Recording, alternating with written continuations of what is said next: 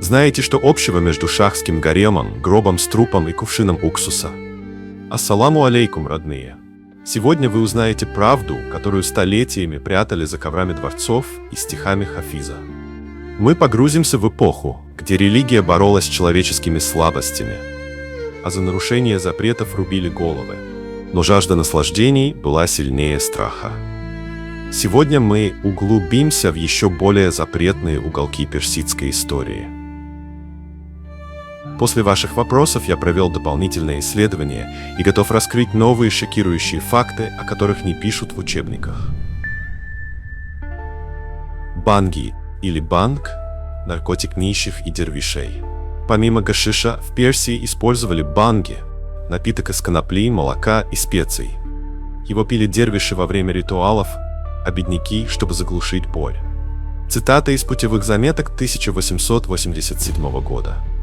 На базаре продавцы шептали: «Банги – дар Аллаха для тех, кому недоступен опиум». Рецепты банги встречаются в старых медицинских трактатах. Но религиозные лидеры называли его дьявольским зельем. В гаремах шаха женщины использовали духи с добавлением мускуса и амбры, которые считались афродизиаками. Однако некоторые смеси содержали настойки белены, вызывающие галлюцинации. Скандал в 1860-х годах. Фаворитка шаха была изгнана за то, что одурманила повелителя ароматами. Подробности в мемуарах придворного врача Закарии Казвини.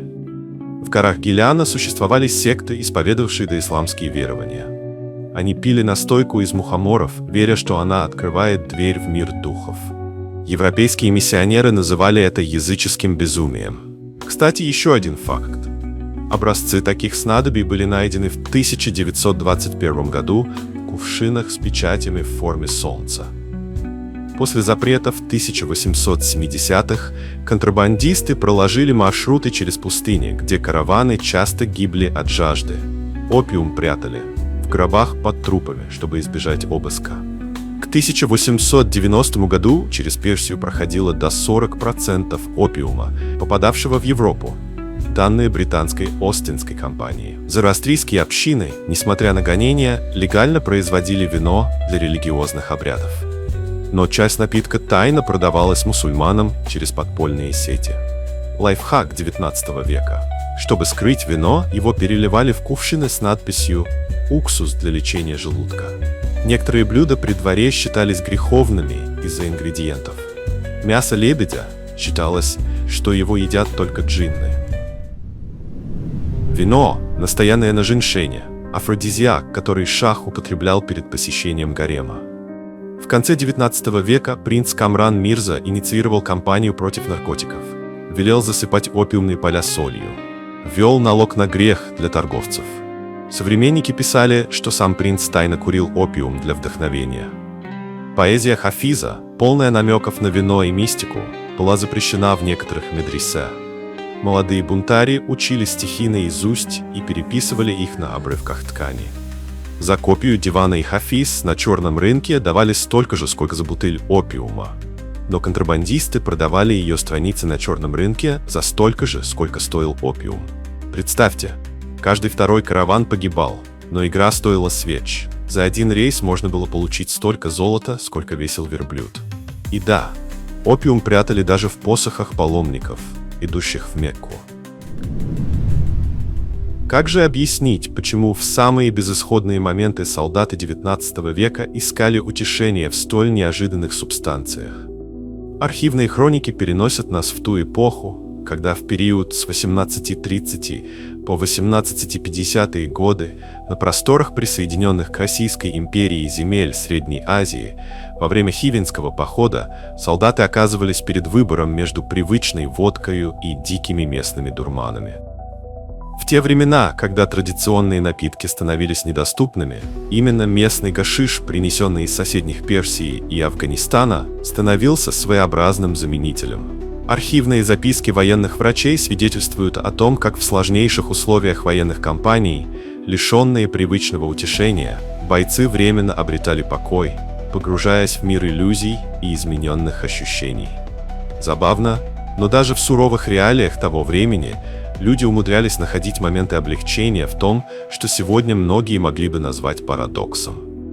Одновременно Персия, с ее древней историей торговли опием, играла ключевую роль в наркотическом обороте.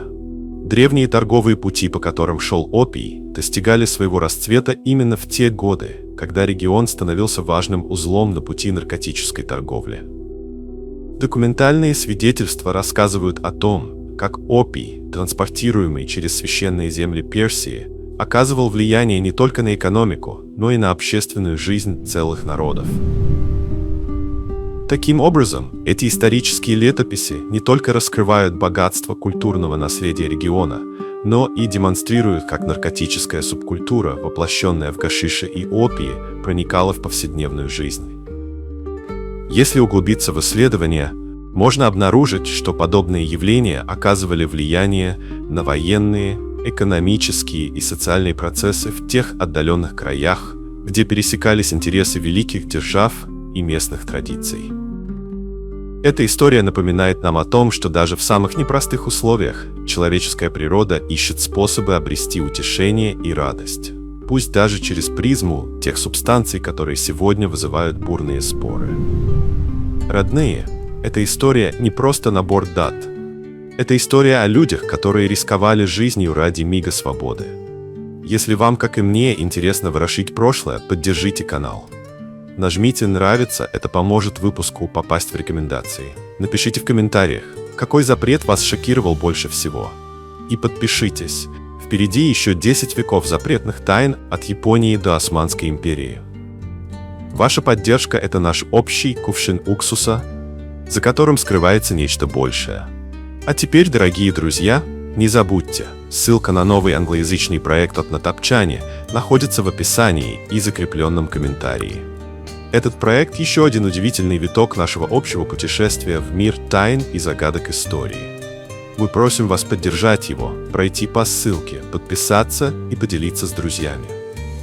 Кроме того, приглашаем вас также посетить наш канал с огромной коллекцией видео, где собрана музыка любого жанра для тренировок, спорта и фитнеса. Здесь каждая нота и каждый ритм становятся вдохновением для ваших занятий, даря энергию и драйв. Поддержите нас. Спасибо, что смотрите, что верите в наши идеи и помогаете нам открывать для вас неизведанные страницы истории. До новых встреч, где каждый новый проект – это ключ к великому многообразию человеческих жизней и легенд.